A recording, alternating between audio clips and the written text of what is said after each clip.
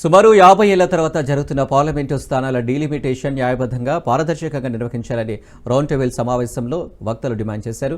డీలిమిటేషన్తో దక్షిణాదికి అన్యాయం జరుగుతుందన్న ఆందోళనలో ఆ ప్రాంత ప్రజలు తీవ్ర ఆందోళనలో ఉన్నారన్నారు. తెలంగాణ పీపుల్స్ వాయిస్ ఆధ్వర్యంలో ఫెయిర్ డీలిమిటేషన్ అఖిలపక్షం సమావేశం నిర్వహించారు. ఆమ్ ఆద్మీ పార్టీ రాష్ట్ర అధ్యక్షుడు సుధాకర్ అధ్యక్షతనే సమావేశం జరిగింది. కేంద్రంలోని బీజేపీ ప్రభుత్వం దక్షిణాది పట్ల తీవ్ర వివక్ష ప్రదర్శిస్తుందని వక్తలు ఆందోళన వ్యక్తం చేశారు. జనాభా ఆధారంగా డీలిమిటేషన్ చేస్తే దక్షిణాదికి అన్యాయం తప్పదన్నారు. ఆధ్వర్యంలో రౌండ్ టేబుల్ నిర్వహించడం జరిగింది. నిష్పక్షపాత విభజన జరగాలని, ఏదైతే డీలిమిటేషన్ పార్లమెంట్లకి అసెంబ్లీలకి జరుపుతామని చెప్పి జరపాల్సిన టైం వచ్చిందో దానికి ఏకపక్షంగా నిర్ణయం తీసుకుంటే మాత్రం మేము ఊరుకోమని, అలాగే మనకు రావాల్సిన వాటా కోసమని ఇక్కడ ఫెయిర్ డీలిమిటేషన్ కోసం అని చెప్పారు. బీజేపీ నాయకులు మాత్రం మేము ఇంకా అనుకోవట్లేదు, ఏం చేయట్లేదు, అటువంటిది ఏమీ లేదు అంటారు. కానీ చేయాల్సిన సమయం ఆసన్నమైంది, చేస్తారని కూడా తెలుసు.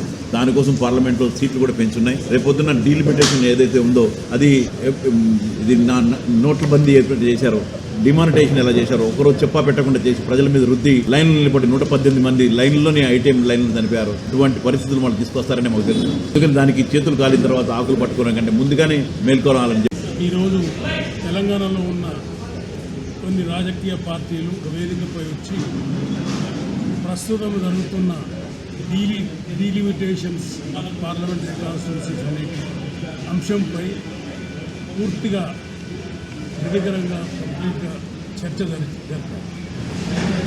ఆ చర్చలో ముఖ్యమైన అంశాలు ఏమిటంటే అసలు ఈ డీలిమిటేషన్స్ కమిటీ అంటే ఏమిటి, దాని ముందర ప్రతిపాదనలు ఏమిటనేది చర్చించినప్పుడు మనము ఈ